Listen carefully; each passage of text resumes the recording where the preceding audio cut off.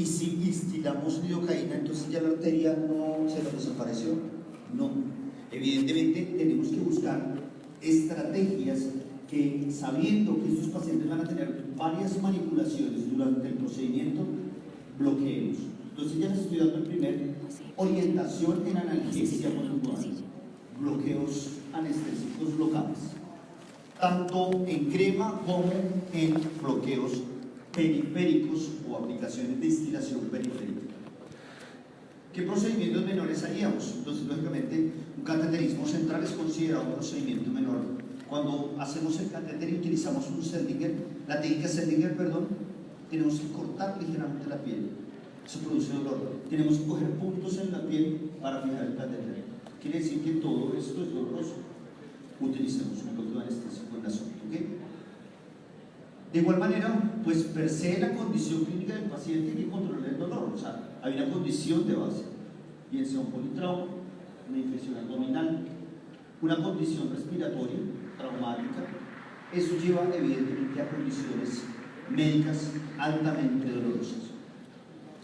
Una condición supremamente importante, en los cuales referimos pacientes de cuidado crítico, es condición postquirúrgica. Estos pacientes son podríamos decir, de los casos más frecuentes. Quiere decir, pacientes de cirugía de columna cervical, que son referidos para el monitoreo post, o pacientes que tienen cirugías gastrointestinales por sepsis abdominal y llegan para ser sometidos a esta maniobra. Reconstrucciones de piel, plastias, son pacientes que necesitan control del dolor. De lo que estaríamos hablando en primera instancia es, ¿pero para qué? Si él está inconsciente. Y la verdad es que hay fuerte estímulo de la actividad neurológica y hay un estímulo doloroso sobre el paciente. Muy bien. Es evidentemente la piedra angular en el manejo del paciente clínico. El segundo elemento, la nutrición. Partiendo de esto, vamos a ver un paciente que lo tenemos con infusión continua, es una fractura múltiple a nivel de tibia y peroné expuesta y una fractura, un trauma abdominal abierto. Hacemos algunas maniobras rápidas, hacemos bloqueos para hacer bloqueos regionales y poder manipular, y hacemos analgesia sistémica. Habrá que entender algo, es si nosotros no controlamos el dolor de nuestros pacientes, van a desarrollar un síndrome que se conoce con el nombre de fenómeno Win-Up. Para todos es claro que el Win-Up es una condición clínica supremamente grave en los pacientes, porque es una reiteración en el cual el asta dorsal de la médula espinal no alcanza a tener espacio ni reposo ante un estímulo doloroso, y ese estímulo va a generar un proceso sumatorio que desencadena una condición clínica frecuente en el paciente de hoy que se llama dolor crónico.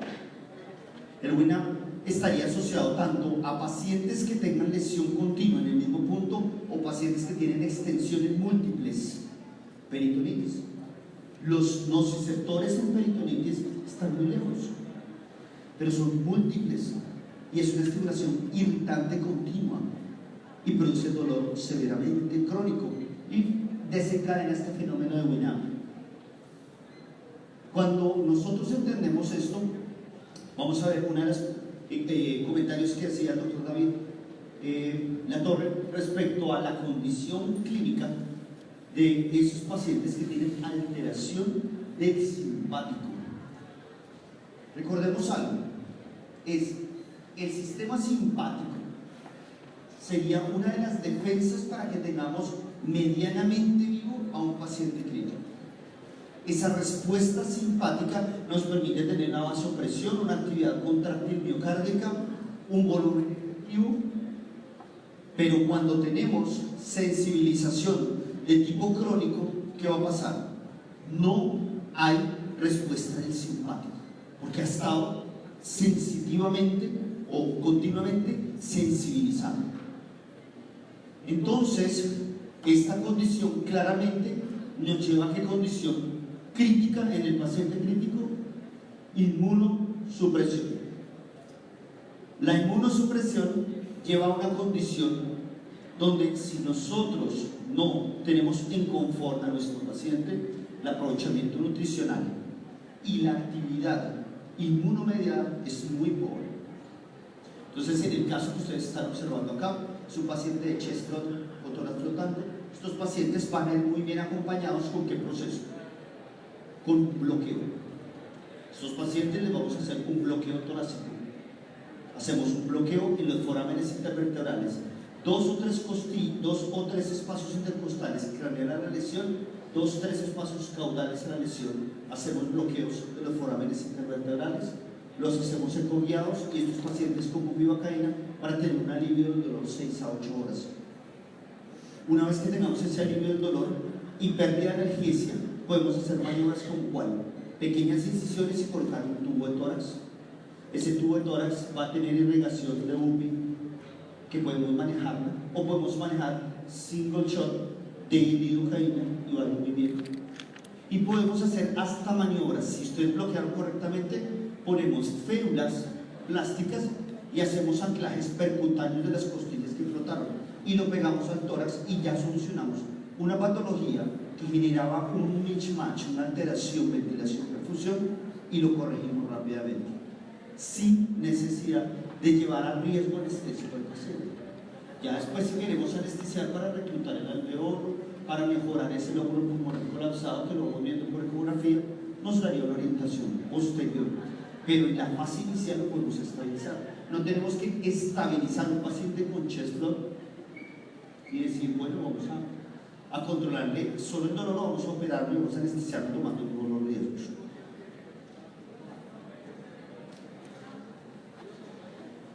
Hacemos una evaluación preanalgésica. Tal como lo mencionaba el doctor David Latorre, debemos tener claramente las estimulaciones de las anexiometrías. En esta variable nosotros incluimos algunas variables complementarias dentro de la anexiometría que hace referencia a cómo está ese paciente y qué medicamentos toleraría de mejor manera. Claramente, y el ejemplo que siempre nos venden, ¿cuál es? Si el paciente está subémico, hipotenso, mal volumen vascular, una INE no le iría nada bien a ese paciente, complicaríamos su cuadro. Entonces, cosas como esas nos orientarían a saber qué variables vamos a tomar en estos pacientes que se encuentran de manera críticamente enfermos y que pueda tener una secuela posterior. ¿Qué monitoreamos en estos pacientes? Entre más variables ustedes tengan de parámetro de monitorización, va a ser su parámetro cero, basal. Y vamos a empezar a monitorizar ese paciente y vamos a ver la respuesta clínica. Fue una de las preguntas del doctor orientado: es cuáles serían las herramientas para tener bioescalas de saber si responde o no. Debido a que estos pacientes pueden estar en pérdida de conciencia o sometidos a terapias de sueño para ser ventilados, estos pacientes tenemos que tener variables más fisiológicas para saber si estamos respondiendo o no. Muy bien. Dentro de esa evaluación o evaluación preanalgésica, presión arterial, evaluamos la actividad o dinámica ventilatoria de sus pacientes, miramos que está saturado. Cuando ustedes evalúan a estos pacientes, claramente una condición crítica hace que los pacientes no tengan buena ventilación, los pacientes no oxigenen adecuadamente, y si ustedes monitorean el dióxido de carbono, tiende a hacer aumento del CO2 porque su expansión de la caja torácica no es adecuada, se ve cortada, se ve limitada, altera el ritmo respiratorio. Entonces, estos pacientes claramente se ven favorecidos con analgesia y van a entrar en estados de confort y comodidad y tranquilidad.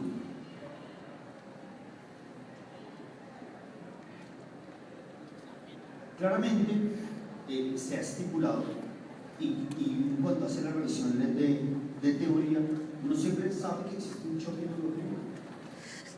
Ese choque neurogénico en una fase, en un estadio, es un mecanismo protectivo, es desconectar al encéfalo ante una lesión traumática máxima dolorosa. Pero de manera sostenida, estos pacientes con trauma agudo severo empiezan a perder ese mecanismo protector y salen de ese estado de choque neurogénico a condiciones vasogénicas muy complicadas. Tienen alteraciones hemodinámicas y vasculares. Entonces, el paciente en condición clínica de choque neurogénico puede ser más común de lo que uno piensa. Uno lo estudia, pero realmente, si vamos a una revisión práctica, podemos mirar historias clínicas de pacientes que hayan llegado al choque y les preguntamos, ¿fue choque séptico? ¿Fue choque neurogénico? ¿Cuál fue? No hubo pérdida masiva de sangre o fue traumática, pero no consideramos la condición de choque neurogénico. Y es una sumatoria muy importante en el paciente de trauma y en el paciente de trauma. Muy bien, entonces, haciendo esta pequeña introducción de 5 minutos, entramos a la fundamentación teórica.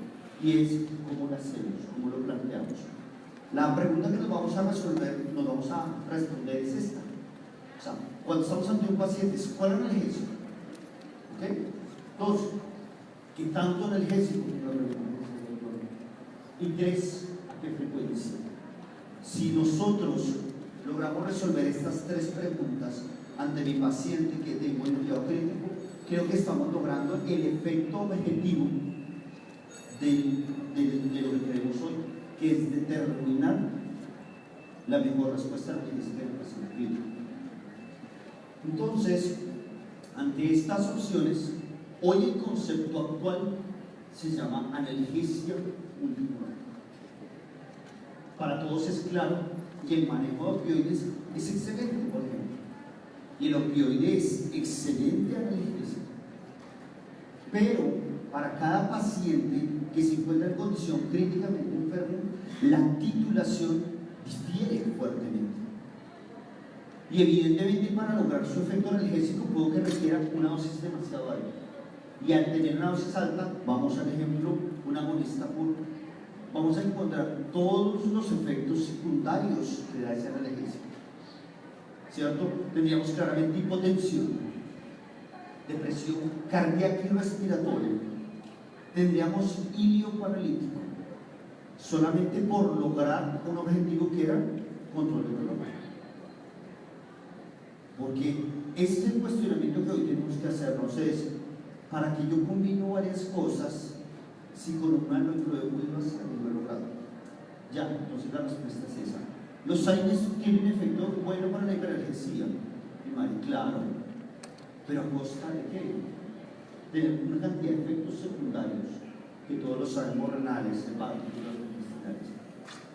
El opioide es excelente solo, ¿costa de qué? Ilio paralítico, depresión respiratoria, ¿cierto? Todos estos procesos fisiológicos no deseados. Por eso, simplemente es conocer 2 cosas. Vamos a conocer en qué puntos podemos bloquear el dolor para producir analgesia multimolar. Y una vez que conozcamos cada medicamento, ¿qué tenemos que hacer?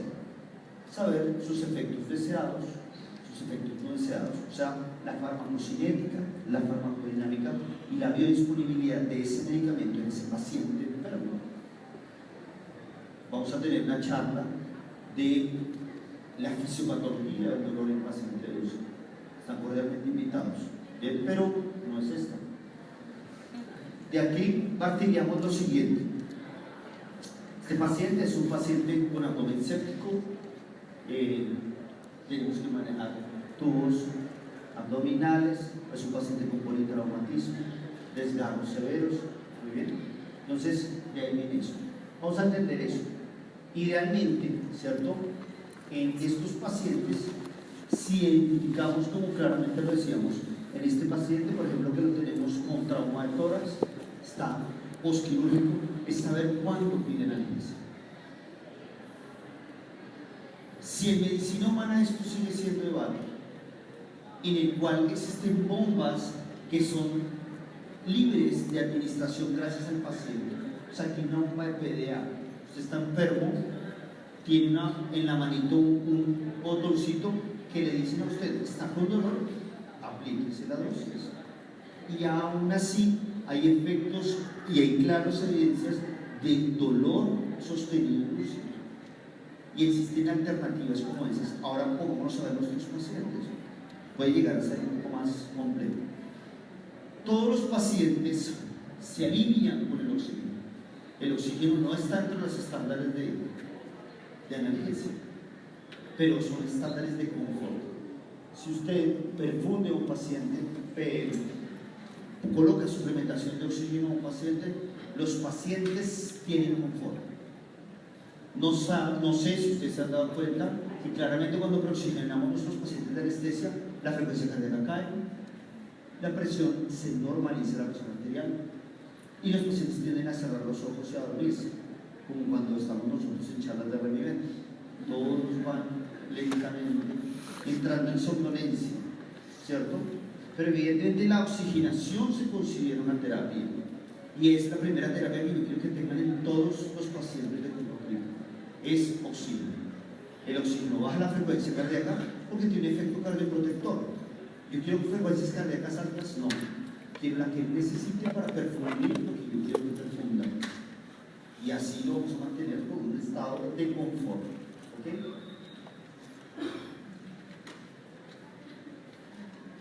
Las técnicas de suplementación por máscara, ¿cierto?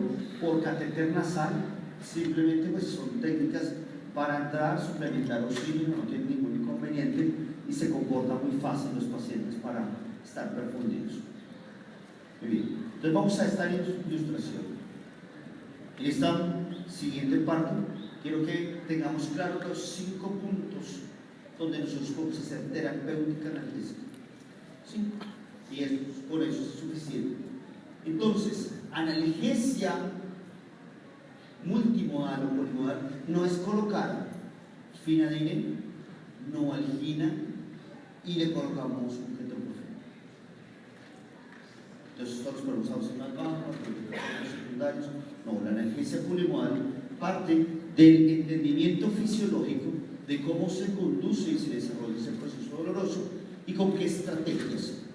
En esta ilustración, pues ustedes simplemente están viendo un resumen claro de cómo dentro de los 5 procesos de la fisiopatología del dolor, nosotros modulamos el proceso doloroso, lo controlamos y lo contrarrestamos. Transducción, transmisión, modulación, proyección y asimilación.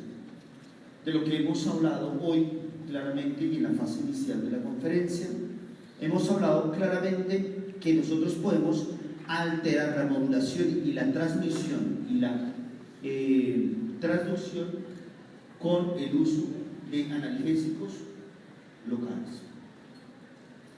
Cada día vamos a utilizarlos más.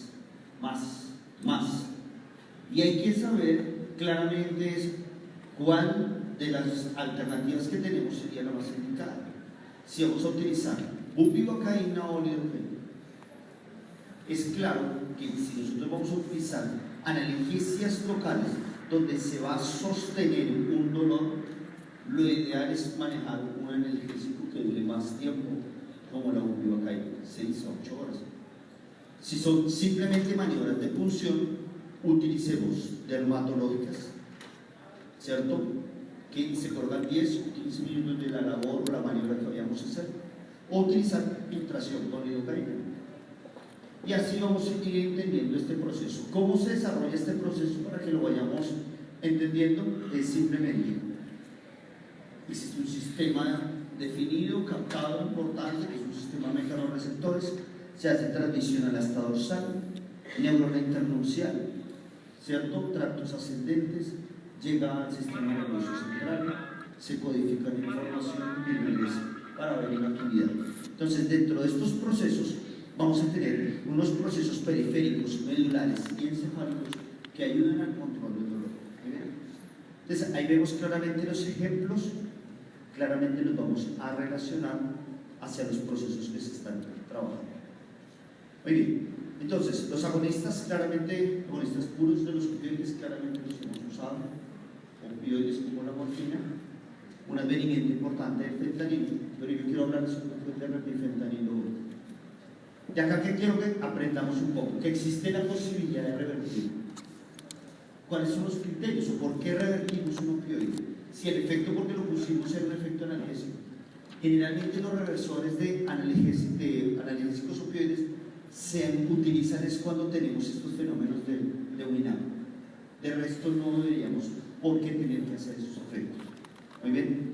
Y estos signos clínicos asociados a particularidades clínicas que tiene el paciente por uso continuo de opioide debería ser evitado. Entonces debemos memorizar que la disforia, el jadeo, el ilio o la hipermotilidad, reacciones histaminérgicas y signos gastrointestinales son no deseados en los opioides y nos están indicando efectos adversos específicamente.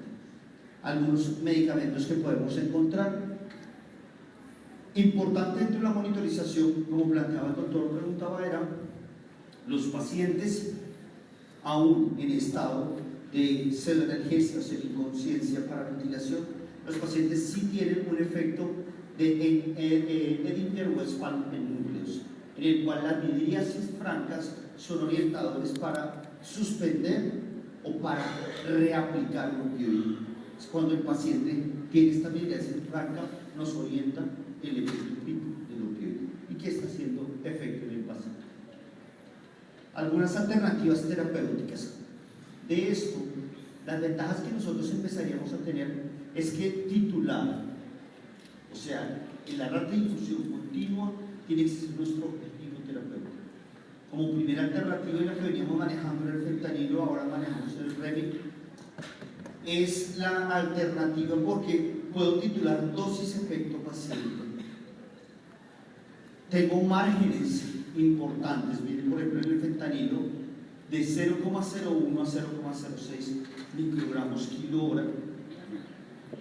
Son alternativas en miligramos kilo hora. Eso quiere decir que nosotros manejamos entre 1 microgramo kilo hora hasta 5 microgramos kilo hora. Pero no es que ponemos a todos a 5 o todos a 2.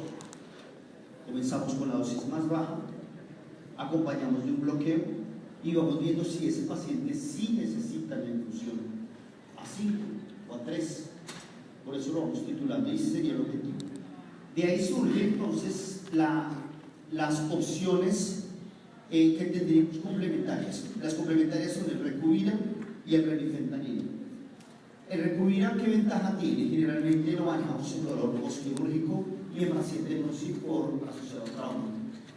El manejo puntual es una presentación de fentanilo con este dispositivo de aplicar, es el tipo dispositivo gel y pues simplemente es una absorción transdérmica.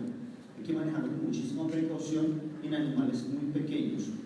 Las dosificaciones son múltiples, la dosis va en ml por kilogramos de peso y de esa manera se suministra. Es una alternativa pues que podemos tener para el suministro de analgesia.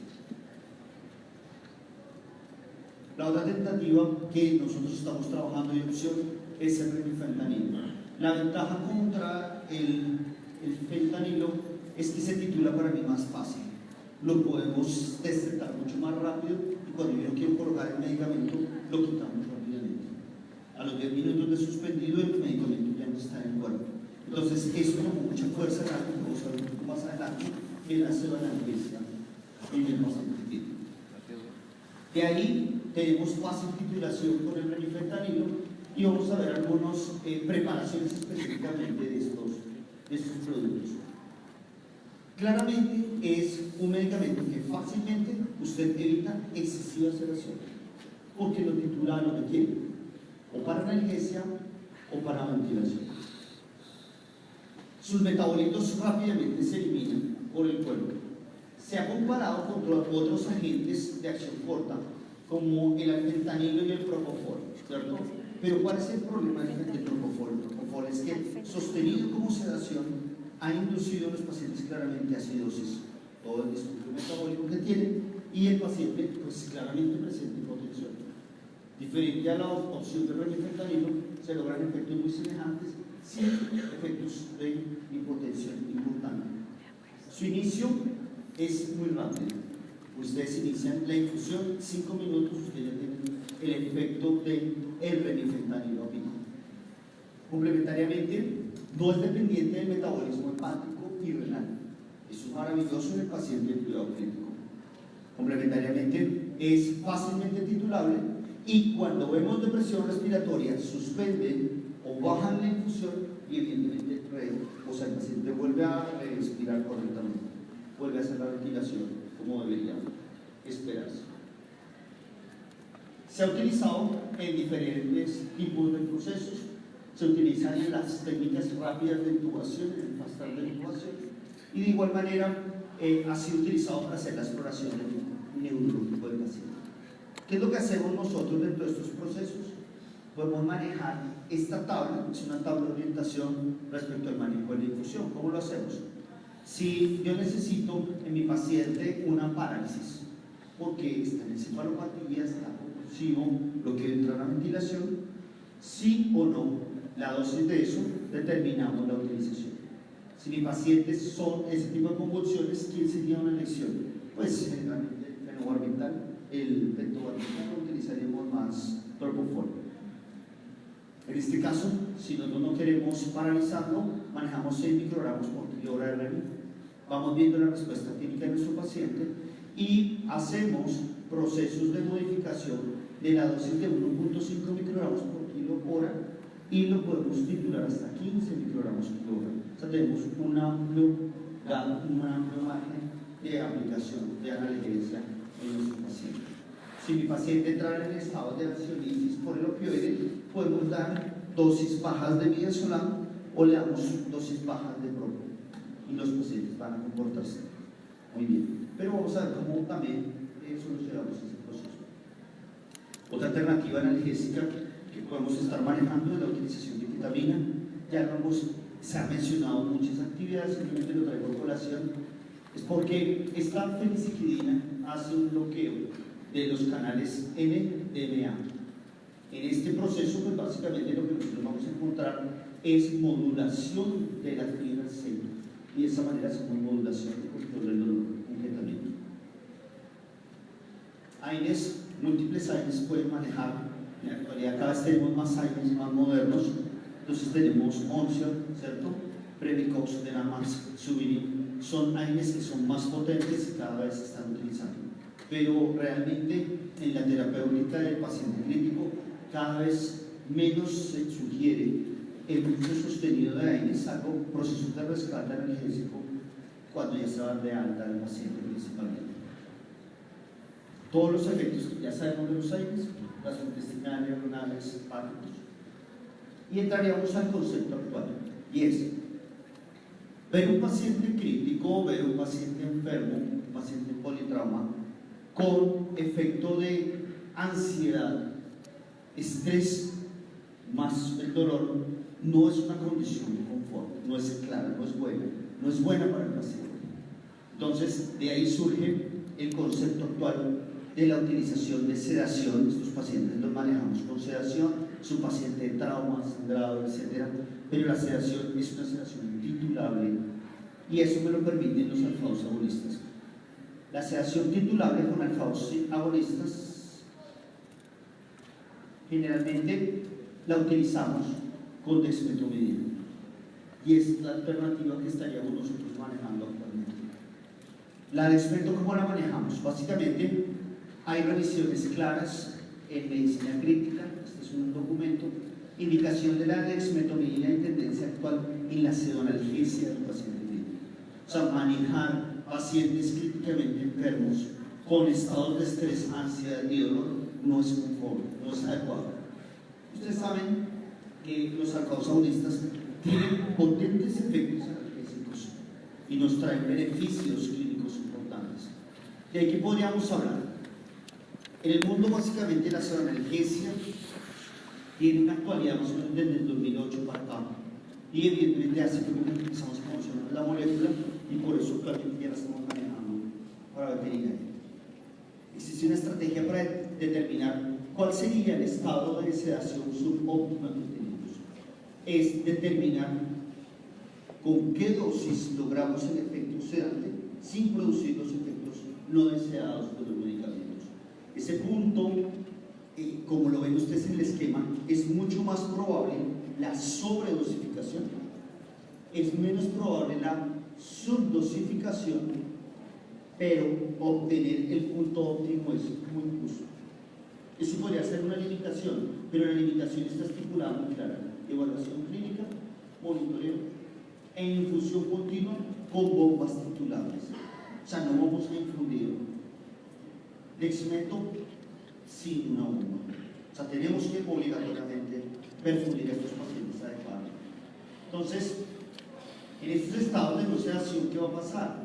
Lo que vamos a obtener es, dentro del proceso de sedación óptimo, Lo que nosotros vamos a buscar es cuál sería el parámetro que lleva a la sedación óptima sin producir lesión. ¿Y la respuesta cuál es? Escalas de analgesia. Si no hay escalas de analgesia en el paciente de UCI con infusión continua, no hay nada más. Y esas variables se construyen basados en la monitorización. Bien, de ahí partimos su efectividad.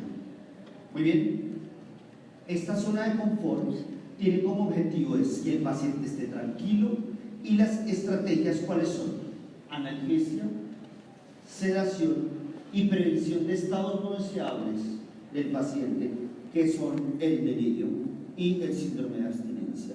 El síndrome de abstinencia es un síndrome clínicamente importante que en el paciente de UCI se cae en un proceso febril, y usted podría pensar que ese paciente febril que tiene UCI es un fiebre de origen desconocido, sepsis, y el paciente lo que tiene es un síndrome de abstinencia.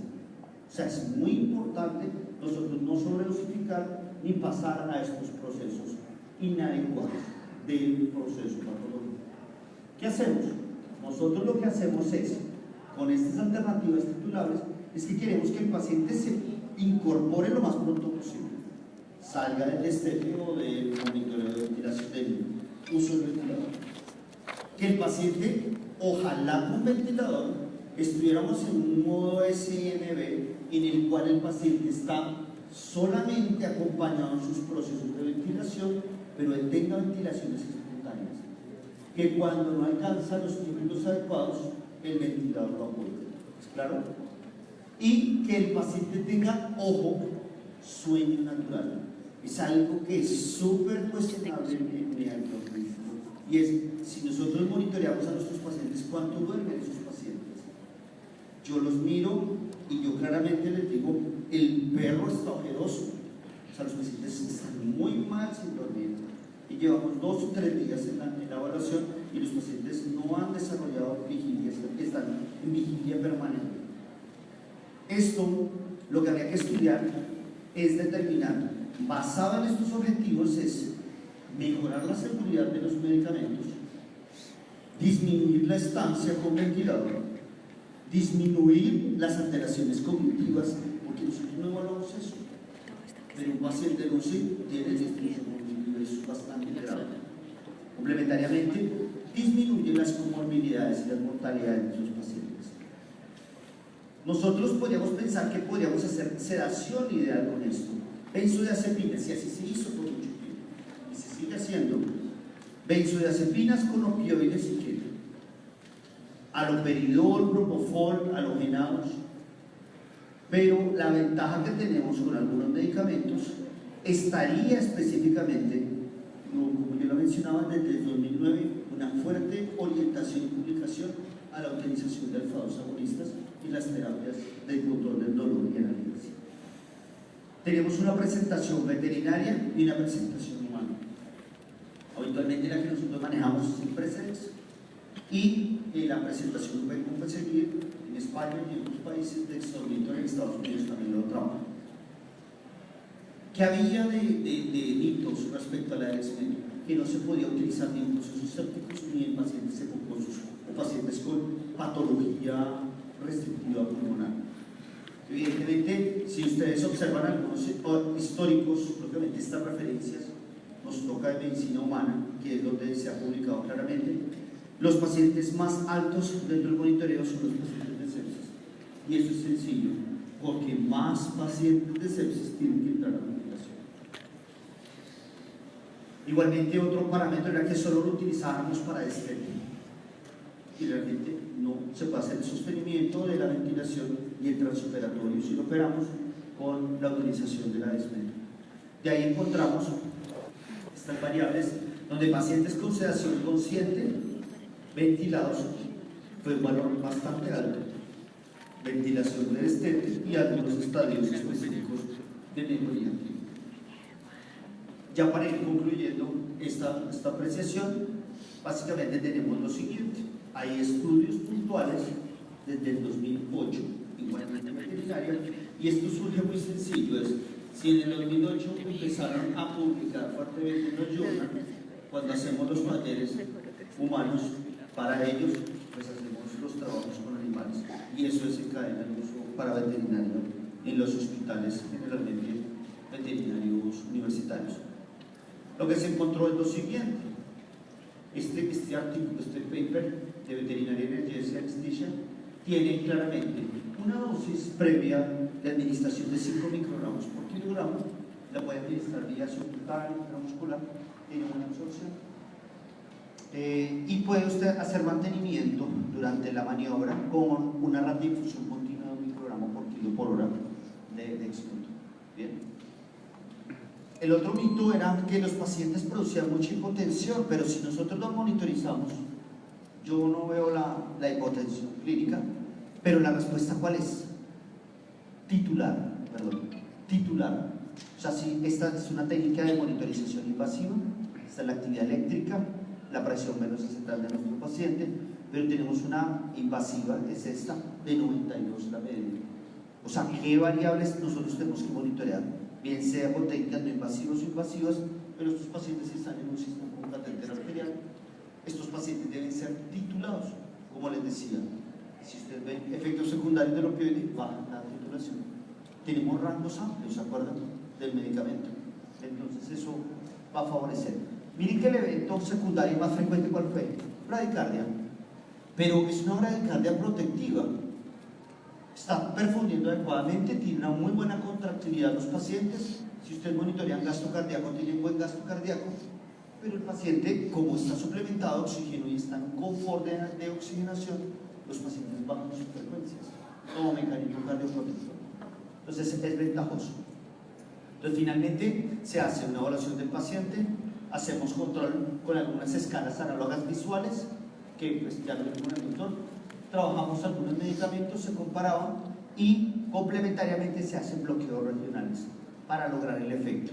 ¿Cuándo se utilizan? Cuando el RAS, o sea, las valoraciones de respuesta hacia los ansiolíticos es inadecuada. Ahí sí tenemos que entrar a esas fases como estadios de hiperexcitabilidad, donde se va a infundir ¿qué?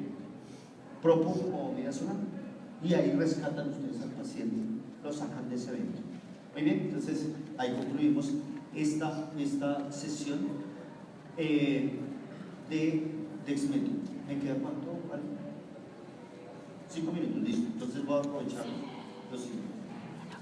Entonces, lo siguiente que quiero comentar, como es polimodal, faltan muchas más, pero hace uno como que ya está cortado, preparado, pero no falta el resto. En este paciente es una analgesia local. Este bloqueo lo estamos utilizando y quiero que lo utilicen en todos los pacientes abdominales, es el bloqueo del cuadrado lumbar. Lo copiamos, muy buen éxito, bupivacaína, una curva de entrenamiento, es de los bloqueos que tienen curva de entrenamiento más alta, pero este bloqueo se comporta muy bien. Utilizamos bupivacaína y los pacientes tendrían un efecto excelente para el control doloroso abdominal, pancreatitis, peritonitis, ¿cierto? Las mismas esterilizaciones. Generalmente utilizamos un single shot de 0.5 a 0.6 ml por kilo por cada punto derecho y izquierdo con bupivacaína. Hay un trabajo donde se trabaja complementaria dexmeto de 2 microgramos. O sea, por lo menos ustedes ponen dexmeto y amplían el proceso de 6 a 8 horas, lo vuelven casi 24 horas con dexmeto. ¿Cierto? Parece como el de dexmeto, pero sí, también. En single shot, en dosis únicas para bloqueos epidurales. Esta es una publicación del doctor Guedes de Leyes, California, donde tenemos lido, bupi, morfina, hidromorfona, silacina, ¿cierto? Ya vimos la anterior del dexmeto para aplicación única epidural para el control del dolor y algunos complementarios de analgesia. Esto tendría que ser un poquito más usado, es una muy buena alternativa. Si ustedes comparan el efecto analgésico abdominal de catéter y de bloqueo del cuadrado lumbar, son muy buenos ambos. La ventaja es que el catéter le puede durar hasta 2 o 3 días. Mientras el bloqueo del cuadrado lumbar serían 6, 8 horas más 12 horas, pues tendríamos que estar haciendo más. ¿Cuánto? Pero el catéter epidural tiene una técnica muy delicada en la asepsia, en el manejo y en el control, tienden a tamponarse, pero va muy bien. Muy bien.